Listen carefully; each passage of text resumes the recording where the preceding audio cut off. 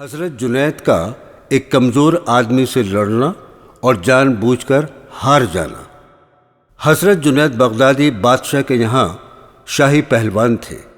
اسی شہر میں ایک سید زادہ جو کہ بہت غریب تھا اور تنگ دستی میں گزر بسر کر رہا تھا، وہ غریبی سے تنگ آ گیا تھا۔ اس نے سوچا کہ میں حضرت جنید سے کشتی لڑوں اور ان کے ہاتھ سے مارا جاؤں، اس طرح مجھ کو غریبی سے چھٹکارا مل جائے گا۔ ایک دن سید زادے نے بادشاہ کے محل میں حضرت جنید بغدادی سے کشتی لڑنے کے لیے چیلنج کر دیا۔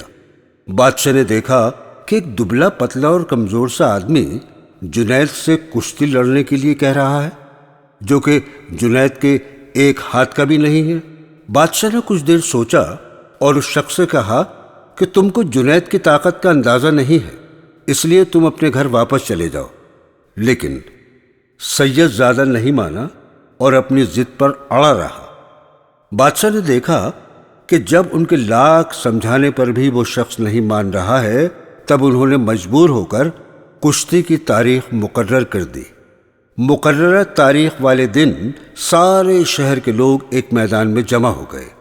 کشتی کے میدان میں جب حضرت جنید بغدادی اور سید زادہ آمنے سامنے لڑنے کے لیے کھڑے ہوئے، تبھی سید زادہ نے حضرت جنید کے قریب آ کر کہا، میں کوئی پہلوان نہیں ہوں اور نہ ہی میں تم سے جیت سکتا ہوں۔ میں بہت غریب ہوں اور گھر میں کھانے کے لیے کچھ بھی نہیں ہے۔ اگر آج آپ مجھ سے کشتی میں ہار جاتے ہیں تو مجھ کو بادشاہ کی طرف سے بہت انعام ملے گا اور میری غریبی دور ہو جائے گی۔ حضرت جنید بغدادی نے اس شخص سے کہا کہ تم بادشاہ سے مدد کیوں نہیں مانگ لیتے؟ سید زادے نے کہا، میں حضور صلی اللہ تعالی علیہ وسلم کی آل میں سے ہوں، میں کسی کے آگے ہاتھ نہیں پھیلا سکتا۔ اگر آج آپ ہار جاتے ہیں تو آپ کو کچھ دنوں تک اپنی بے عزتی پر ملال رہے گا، مگر میں آپ سے وعدہ کرتا ہوں کہ قیامت کے دن اپنے نانا کے ہاتھ سے تمہارے سر پر شفاعت کی دستار بندھواؤں گا۔ حضرت جنید نے سوچا کہ یہ تو بہت سستا سودا ہے، مجھ کو ہارنے کے بعد بھی جیت ملے گی۔ کشتی شروع ہو گئی۔ کچھ دیر تو حضرت جنید نے زور آزمائش کی اور پھر اچانک گر گئے اور سید زادہ ان کے سینے پر بیٹھ گیا اور زور زور سے کہنے لگا، میں جیت گیا، میں جیت گیا۔ یہ منظر دیکھ کر سب حیران رہ گئے اور کچھ لوگوں نے خوشی سے سید زادے کو کندھوں پر اٹھا لیا۔ کچھ لوگ آپس میں کہنے لگے کہ اتنا بڑا پہلوان ایک کمزور آدمی سے ہار گیا۔ حضرت جنید بغدادی بوجھل قدموں سے اپنے گھر کی طرف چلے جا رہے تھے اور سوچ رہے تھے کہ آل نبی کی آبرو کے لیے ہار جانا یہ آخرت کی ہمیشہ کے لیے جیت ہے۔